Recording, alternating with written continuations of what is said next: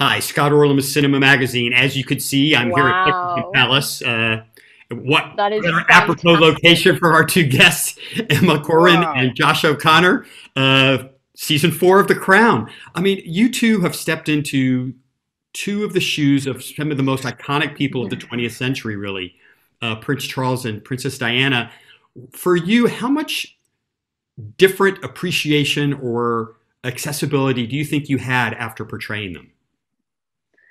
That's such a good question.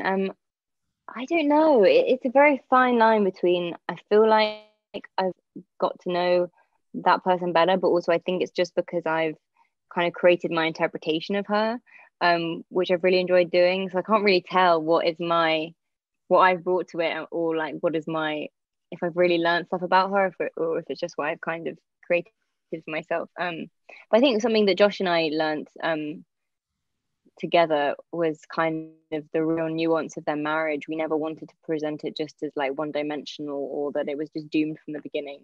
So we really worked on showing like the love between them, which was really, really fascinating to explore. Yeah.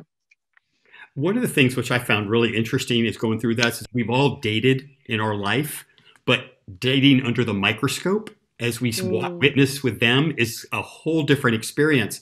So I was just wondering, I don't know what your own personal relationships are, but does it make you a little wary about what could happen while you're dating somebody? You mean Wow. being under the microscope? It's an interesting question, Josh. Thank you, Emma. I don't know about that. It's a funny one, isn't it? Because I don't think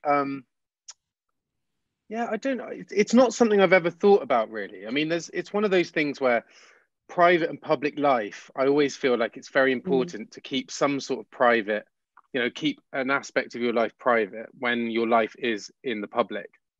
Um, I think that's important for anyone. And I suppose the big thing with Charles and Diana is that they just couldn't. There was no way around it, was there? I mean, they were just sort of in the public eye at all times, particularly Diana. And so I can't imagine what that's like. And I make certain attempts to like stop my private life from being in the public, i.e., Mm. I'll talk about certain things about my partner or about our lives, but generally I'll kind of keep that to myself. If you're Prince Charles or Princess Diana, you can't. There's nothing that you can really hide. I don't know. I don't know what you think, Emma. I just think Mm. it's just one of those things you just got to try and hold some sort of You've got to try and hold as much back, I think, secrecy. as possible. If I could try and Which is squeeze in a also very last quick difficult. question. Oh, just a Yeah. last Oh quick yeah. question. You're about to cut me off. And that is both of you being British, you're actually recreating part of your own history that's going on. Yeah. So in the episodes of The Crown that you've done, what was the moment that was the coolest for you of recreating something, either at a location or a particular instance where it was like, wow, I'm getting to be part of that?